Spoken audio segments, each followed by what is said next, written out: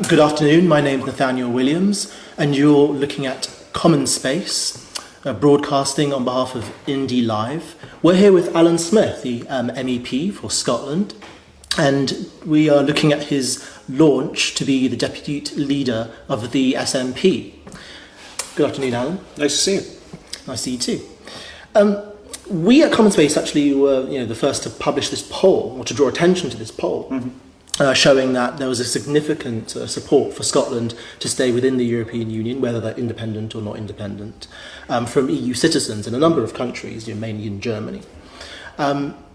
What can you say would be your strategy to bridge the divide between maybe the perspective of leaders who have to be diplomatic and the perspective of those who are citizens in the EU who are very enthusiastic about Scotland? Yeah. It's about keeping that going. In the immediate aftermath of Brexit, I've never been more proud than when I saw Nicola Sturgeon come out of Butte House looking every bit the international stateswoman she is, to reassure EU nationals within Scotland that we celebrate your presence, we're glad the fact you're here. And that resonated with the people of Europe and the leaders of Europe in a way that was absolutely pitch perfect and absolutely fundamental to what we're going to do with this. I got texts from senior people having noticed this in the immediate shock and the aftermath of the vote. And I got a text from a very senior person in Brussels saying, "I very much appreciated your First Minister's statement. So did my daughter who studies at Glasgow University." Yeah, that's how we've opened the doors on this. That's how we've demonstrated by our actions that, as I've been saying for a long time, that the more people see what Scotland's all about, the more people like what they see. So what we need is a concerted effort to communicate via Brussels, with the Brussels institutions, yes, but also with the member state capitals and the people within those countries. And that's going to take a team, but that team needs to be cohered into a common effort. And I think we can far more effectively do that via Brussels, in a way that we haven't done thus far. You spoke about the need to communicate directly to all the European capitals, the European governments. What strategy would you employ as the Deputy Leader to increase support by European governments, especially in the Germans as well? Because we've started to see a specific split between perhaps what Angela Merkel would say, or the Finance Minister Schäuble, and perhaps what the Vice Chancellor would say in his support, forthright support for Scotland. So what strategy would you employ in terms of coaxing a degree of unity among sort of the German political class? Being vigilant in terms of how the debate is going, making sure that there's people within the party who are tasked with making sure that our message is being heard. Even in terms of, I'm putting together within Brussels a network of people who'll translate press releases for us so that we can put things out in Finnish about Scotland, so that we can put things out in Slovenian about Scotland. I always say that if you want to buy, you can buy in English. If you want to sell, you need to make that bit more of an effort. So in terms of actually getting the message out there, we've got all the good news to sell. And as I said today, the extent to which Scotland is a good news story for a European Union that could really do with one puts us in a really significantly strong place. And that effort needs to be cohered, and I think I can assist in that process. There's a special focus that you've said, Scotland's awakening to itself. It's also awakening to the rest of Europe and the world. You're a great internationalist. Your focus isn't just Europe. What influence do you think Scotland could bring to bear to make Europe more internationalist? I think we've got it in spades.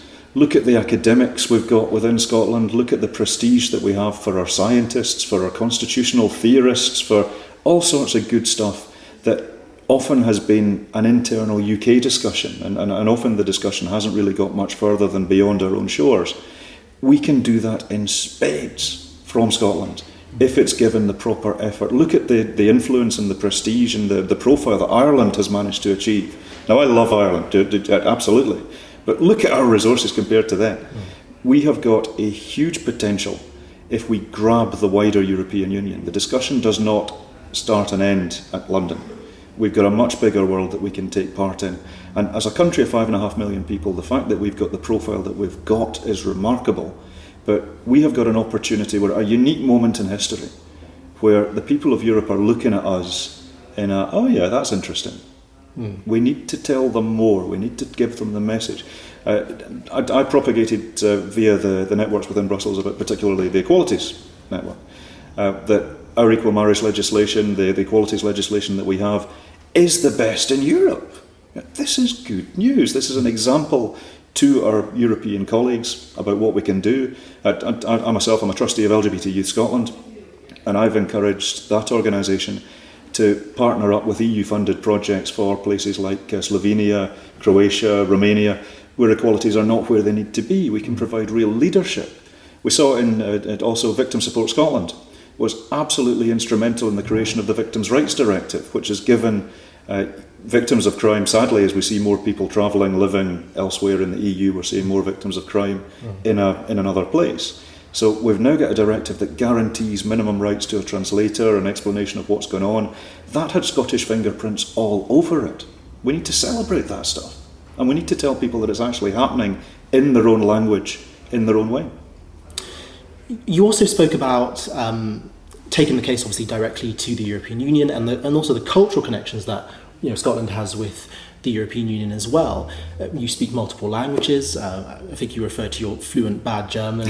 I speak German, I speak Russian myself. What would you say to young people who are looking to be able to acquire those skills, and how can they use those skills in order to forge greater links with Europe? Yeah, this is close to my heart. I remember when I was at school being taught French, and remember the red pen, if you got the acute or the grave wrong, it was a half mark off, and it sucked the joy right out of it.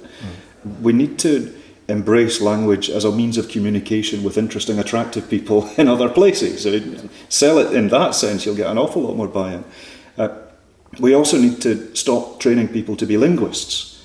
We need bad German-speaking engineers, we need bad Spanish-speaking lawyers, we need bad Dutch-speaking bioscientists or whatever else. The language is the additional element that completes the education. There's clear evidence that if you're multilingual, whatever the language is, you have a greater capacity for empathy with other people's point of view, because you know that that's a tisch in German, you know it's a tavola in Italian, you know it's a table in French. So the idea that people have a different perspective is that much easier to comprehend. So language tuition within Scotland, we've made some steps. I think we need to do a lot better, because there is a delusion, frankly, amongst Anglophones that the world wants to speak our language, why should we bother? Well, in my experience, it is absolutely, if you want to buy, you can buy in English. If you want to sell, you need to at least make a bit of an effort. And I think we've got a better capacity for that in Scotland than we do elsewhere. And finally, because we are going short on time, what role do you think you have in terms of facilitating the ideas of new members? Because there's been such an influx of members into the SNP. What can you do in terms of your role as deputy leader to see that their voice is bigger in the SNP? Yeah. Well, I'm wary about talking about old and new members. I mean, we're all members, we're all activists. And new members have joined an existing party that's doing pretty well. And that's why they've joined. And there's a commitment, there's an enthusiasm to be part of something. And this is where I think this deputy contest will be really positive, because you get 4 strong propositions coming forward that will give the party for an opportunity to discuss where we are, have a look at how we're doing things, dust things off, see if things are working as well as they could, cohering the different bits of the party in local, national, Westminster and MEP governance, make sure everything's kicking on as well as we could be. So I think there's huge ways in which we can bring people into the structures we have. If those structures need to be changed, well, I'm open to that. Let's chew it over. I don't think it's necessarily about structural reforms and flip charts and flow charts. I think it's about the ethos that says everybody within the party is a party member with equal value and equal worth. And actually this deputy leadership contest will demonstrate to everybody that everybody's vote is valid. You've got a single transferable vote for 4 candidates, and then we'll all make a choice. Thank you very much, Alyn. Great to see you. That'll be all from Independence Live and CommonSpace.